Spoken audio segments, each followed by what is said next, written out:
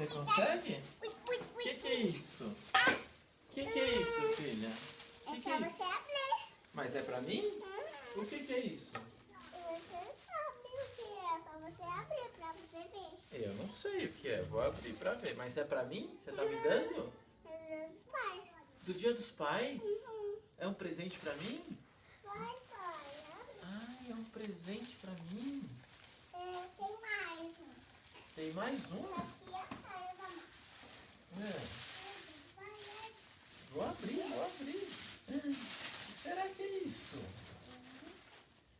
O que será que é isso? Vamos ver o que é.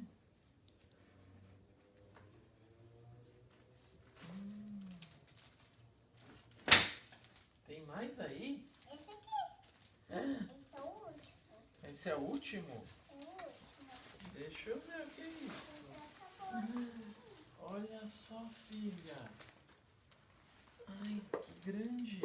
É só você fazer assim. É só fazer assim? Abrir. Então, vamos abrir?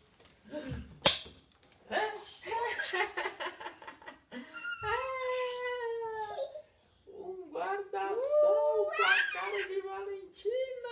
Abaixa pra você ver. Abaixar pra eu ver? Tem que abaixar, né? Pra eu ver. Olha É só só meu. isso. Só você? Um monte de você? Pra mim? Essa aqui. Que lindo. Mas onde que É é? pra gente ir pra onde isso aqui? Pra você não molhar. Pra no quê? Pra gente não se molhar. Isso é muito. Não é guarda-sol? Não é pra ir pra praia? Não. Não? Não, é pra gente não se molhar. Ah, pra gente não se molhar, eu acho que é pra ir pra praia também, sabia? Pra não tomar sol. Também. Tem mais aí? Sabe o que tem aqui dentro? Eu não, me conta.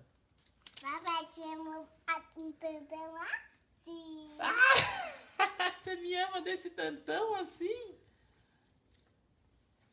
Tá escrito isso? É assim, desse tamanho que você me ama? Então me dá um abraço. Então me dá um abraço desse tamanhão assim. Assim, ó. Mas me dá um abraço primeiro de obrigado. Obrigado, filha. Uma surpresa. Era uma Não surpresa? foi nada. Hã? Não foi nada. Não foi nada? Só o quê? Só a tia Lívia que... Foi só a tia Lívia que fez. É, E ela me deu tinta. é. E eu fiz essa mãozinha. Você que fez pra mim?